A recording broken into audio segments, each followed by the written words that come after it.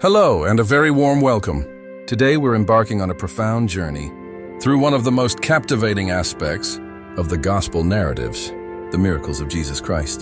For many, these stories are familiar, perhaps even foundational. For others, they may be intriguing accounts from an ancient text.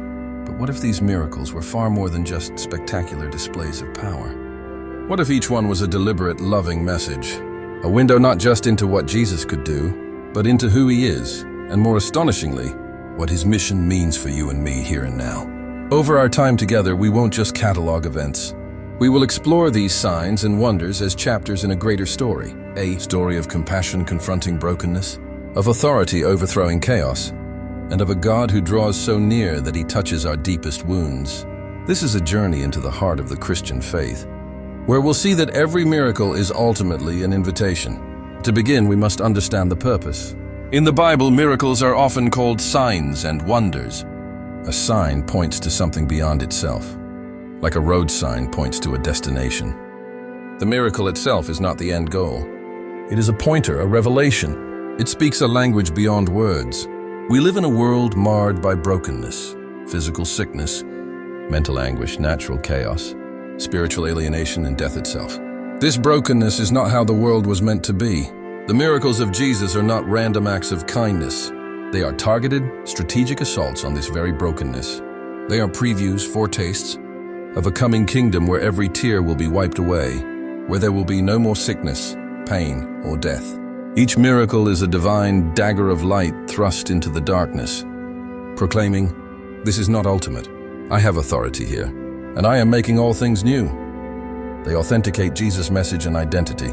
As the Apostle Peter declared in Acts, Jesus of Nazareth was a man accredited by God to you by miracles, wonders and signs, which God did among you through him. They were the credentials of the Messiah. Perhaps the most numerous of Jesus' miracles are healings. They reveal a God intimately concerned with our bodily suffering. First, the leper cleansed. Imagine the isolation. Leprosy meant a physical and social death. The leper was untouchable, forced to shout, "Unclean," and live apart. Yet when one such man came to Jesus, saying, "If you are willing, you can make me clean," Jesus did the unthinkable. Moved with compassion, the gospel says, he reached out his hand and touched the man. He touched him first, then healed him. The miracle was not just in the cleansing of the disease, but in the restoration of dignity through a loving touch. Jesus' willingness shatters the idea of a distant God. He is willing, he draws near, he touches our deepest shame and isolation. Second, the paralytic lowered through the roof. Here, faith is communal and persistent, unable to get through the crowd. The friends of a paralyzed man dismantle a roof to lower him to Jesus. Seeing their faith, Jesus says to the paralytic, "Son, your sins are forgiven." This stunned the religious teachers, who accused him of blasphemy, to prove his authority to forgive sins, an invisible, spiritual reality. Jesus then issues the visible command, "Get up, take your mat and walk," and the man did. This miracle inseparably links physical healing with spiritual forgiveness. It declares that Jesus' ultimate mission is to address the root cause of all human brokenness, sin, and separation from God. The physical healing was a sign of a deeper, more comprehensive salvation. Third, the woman with the issue of blood and Jairus' daughter. This beautiful interwoven story presents two desperate situations. Jairus, a synagogue leader, pleads for his dying daughter. A woman hemorrhaging for 12 years, ritually unclean, physically depleted and financially ruined by doctors, approaches from behind, thinking, "If I just touch his clothes, I will be healed." In a crowd pressing all around him, Jesus feels power go out from him. He stops and asks, "Who touched my clothes?" The disciples are incredulous, but Jesus seeks the person. He dignifies her by bringing her from anonymity into relationship. "Daughter," he says, a term of incredible tenderness, "your faith has healed you. Go in peace." Meanwhile, Jairus receives the devastating news, "Your daughter is dead." Jesus responds, "Don't be afraid, just believe." He enters the house of mourning, takes the dead girl by the hand, and says, "Ya Talitha kum," "Little girl, I say to you, get up." He confronts not just sickness, but death itself. Together, these miracles show that no case is too chronic nor too hopeless for his power. They show that faith, however timid or bold, reaches his heart, and they show his compassion for individuals in the midst of a crowd. Jesus' authority was not limited to human bodies. The creation itself, which groans under the weight of futility, recognized and obeyed its creator, first calming the storm. The Sea of Galilee was known for sudden, violent squalls. As a fierce gale threatens to swamp the boat, Jesus is asleep on a cushion. The terrified disciples wake him. "Teacher, don't you care if we drown?" He gets up, rebukes the wind, and says to the waves, "Quiet, be still." And there is a complete calm. Then he asks, "Why are you so afraid? Do you still have no faith?" The miracle answers their first question. His care is absolute. His very presence in the boat was their security. The storm revealed their fear. His calming of it revealed his divine identity. "Who is this?" they asked. "Even the wind and the waves obey him." He is the Lord of creation, the one who sets boundaries for the sea. For us, it's a powerful metaphor. He speaks peace into the storms of our lives, anxiety, uncertainty, chaos.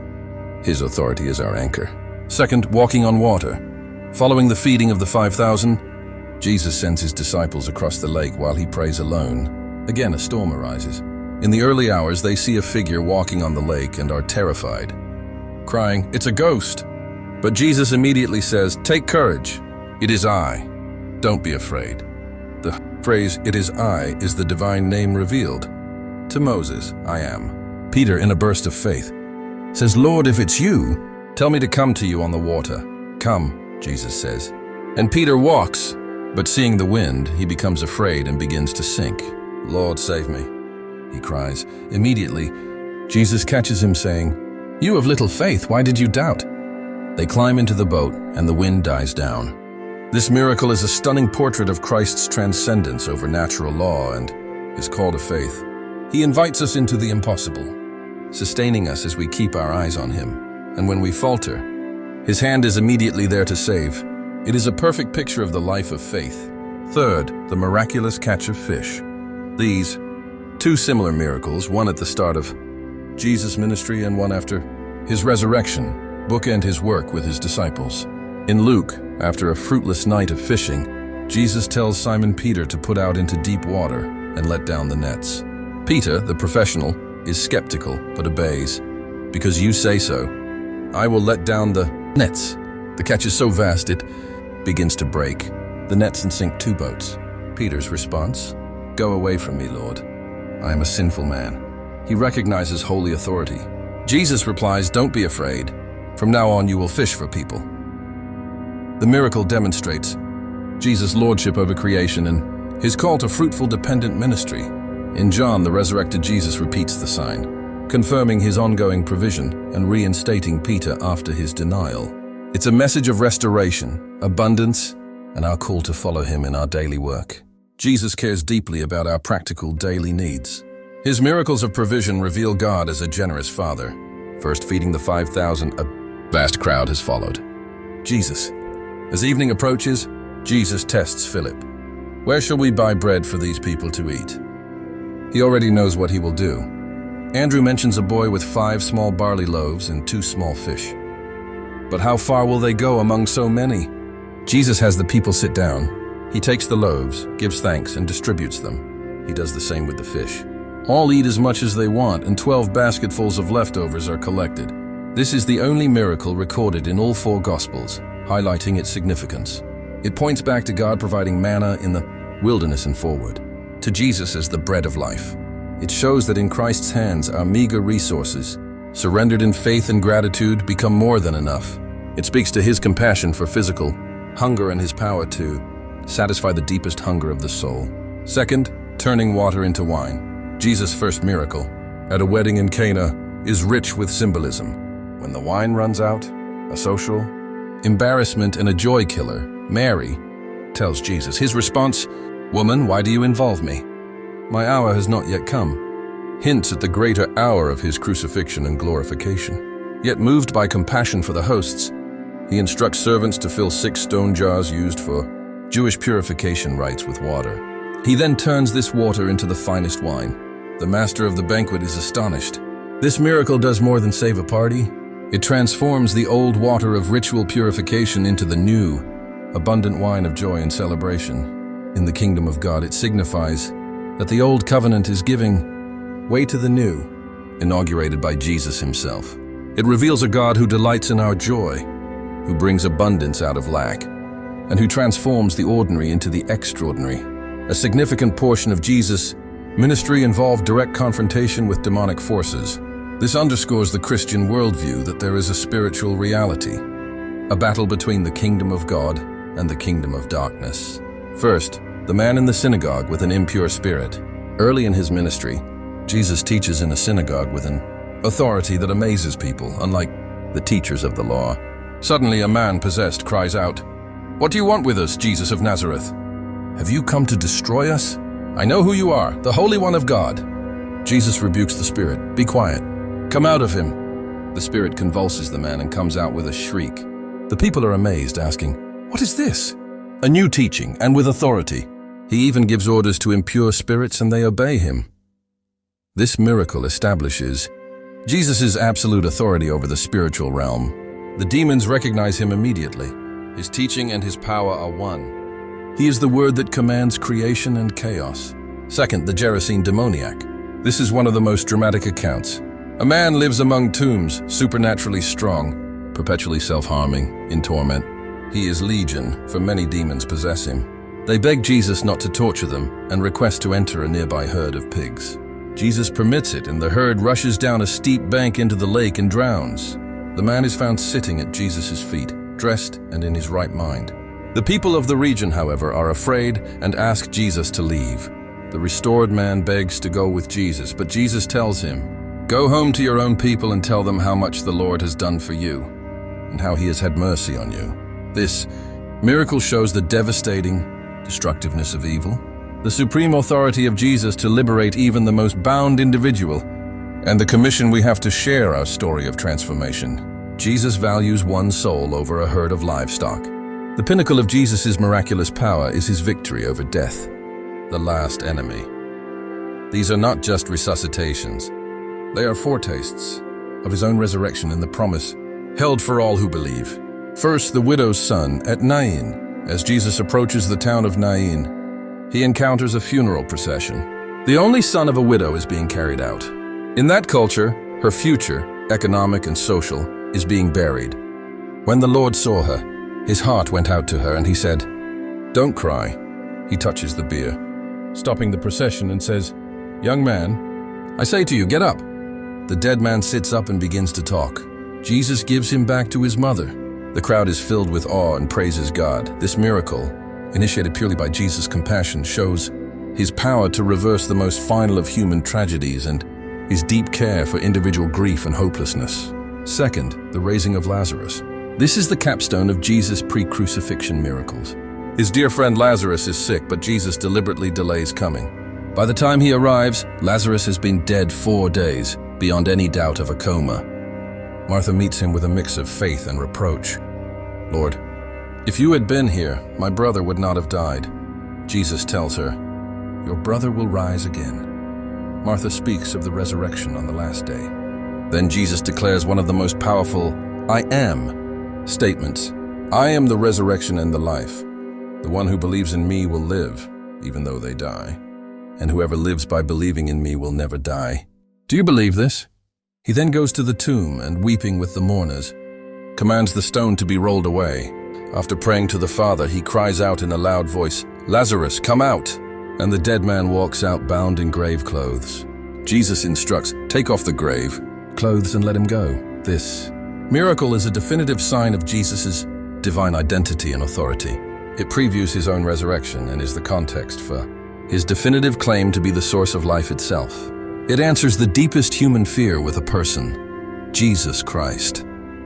All the miracles of Jesus lead to and find their meaning in the one central, history-altering miracle, his own resurrection from the dead. The Gospels spend immense detail on the crucifixion and resurrection, because this is the climax. The crucifixion appeared to be the ultimate defeat. The healer was wounded. The life-giver died. The Lord of creation was buried in a tomb, but on the third day, God the Father exerted his supreme power and raised Jesus to life. vindicating him as the true Son and conquering sin and death forever. The resurrection is the ultimate sign. It validates every claim Jesus made. It proves his authority over sin. Forgiveness is now possible.